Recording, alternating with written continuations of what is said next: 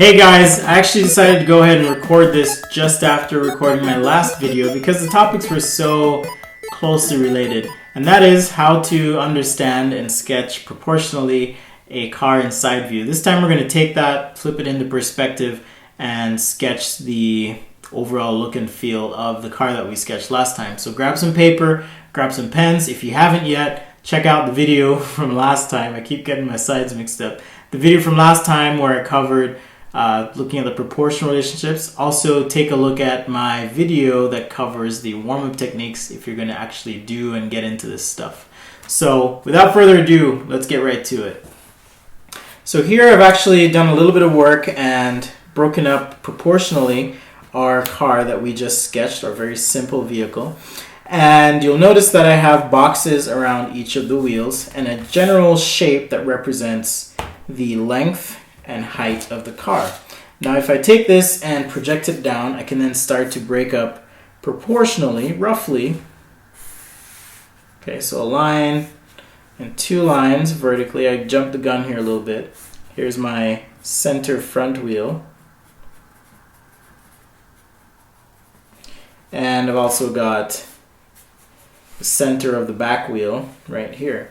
Now I can take and start to count squares. I can use, instead of my super finger calipers, I can use a pen trick, which is to line up the tip of the pen on the far left side and then just kind of grip with my thumb, and now I can kind of eyeball. So there I've got 2 squares, 3, 4. Okay, so I'm about 4 squares from this square, roughly speaking. So to do that, I just need to divide this proportionally, something like this, okay? And I know where my wheel here is, front to back. But for our intents and purposes, we're just going to count 1, 2, 3, 4, 5.5 squares in perspective. Now, I've used this technique before, but if you haven't done it yet, check out some of my previous videos. I also have a playlist on the channel, which is Back to Basics, or I think it's Let's Start with Some Basics. Check that out because I cover this technique, which is how to multiply a square or cube in perspective, and that's really going to be helpful here. So take a minute and watch that if you haven't. So what I need to do next is then decide on a perspective to sketch this car in, and I'm going to use a 2-point perspective. So just starting to sketch out an overall form. I'm not going to close this off yet because I'm not exactly sure how long this needs to be. But the first thing I'm doing is sketching a proportional square in perspective. This is going to be our under sketch, meaning it's not our final sketch. This is just rough. When in doubt, rough it out.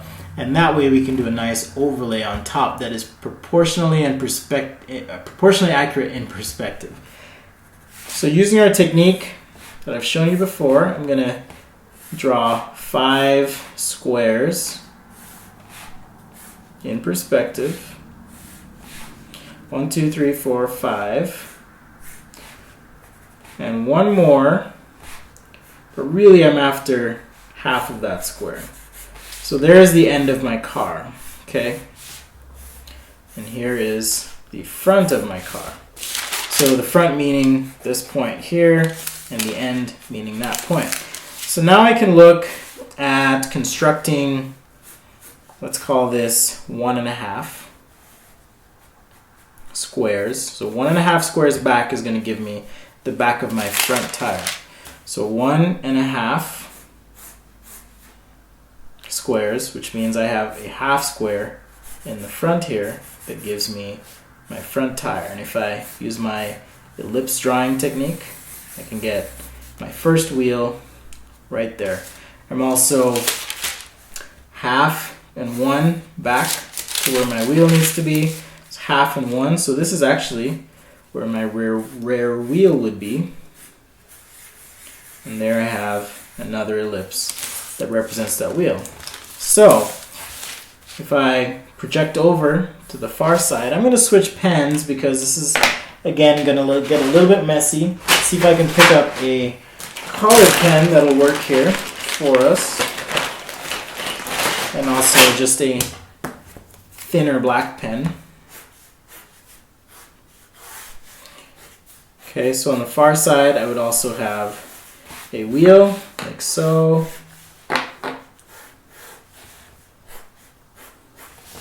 And something like this on that back side. Now, next I need to figure out the height of the overall cab of the vehicle. And I can look at where this A-pillar comes in, for example. So right here at the back of my wheel, where this A-pillar comes in, a car tends to have sloping sides. So I'm going to measure from here, going up.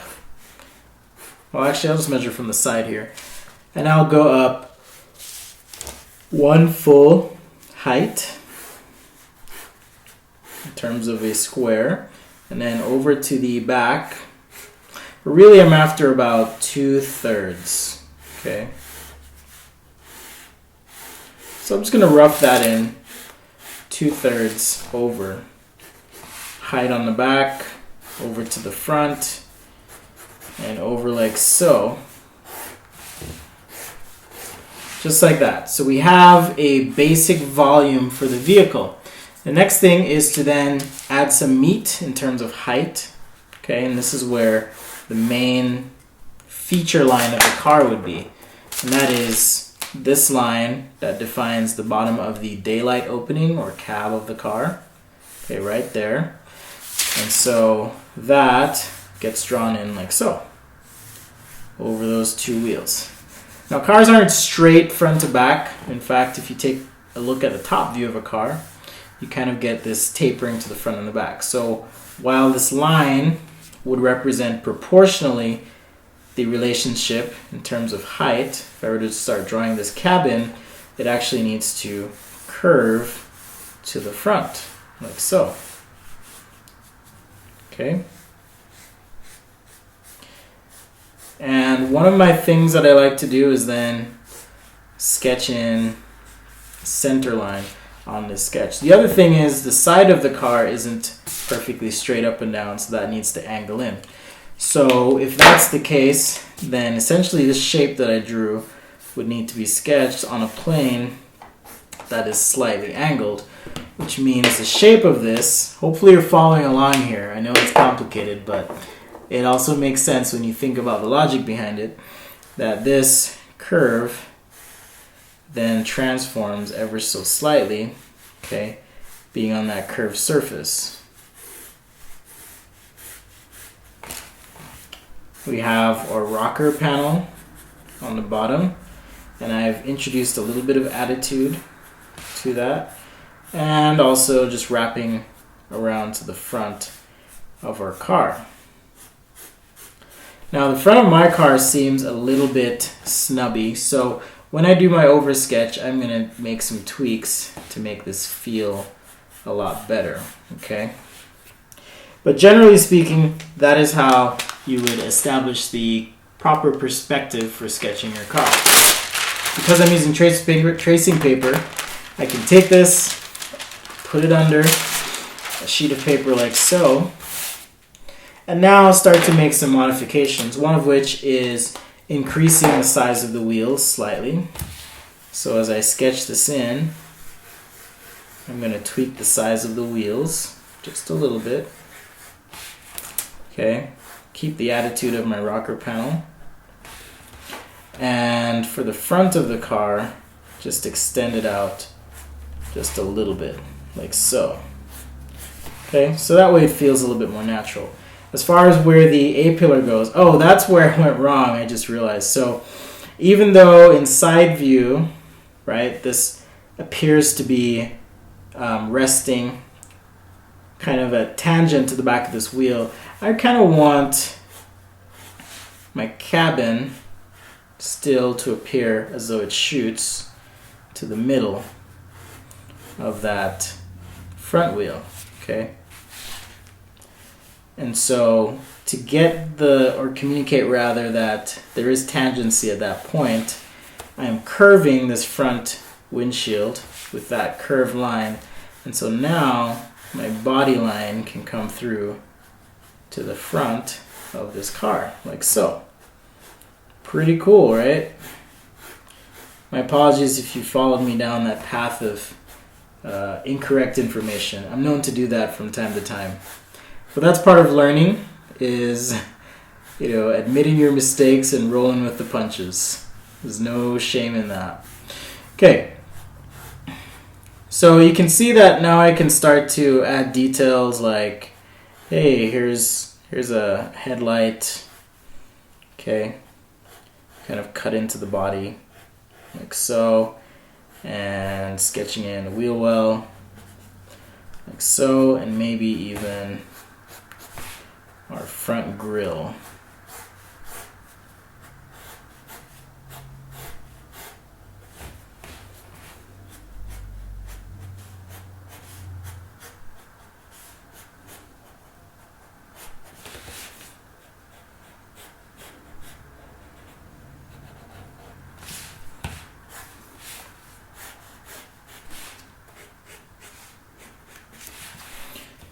Alright,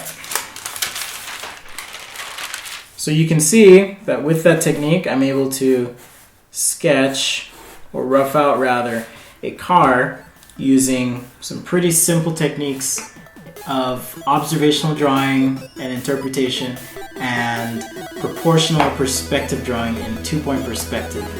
Well, thanks again for watching, guys. Hopefully this has been enlightening and interesting. It certainly was for me. I really enjoy thinking about how things work and then trying to figure out how to draw those things.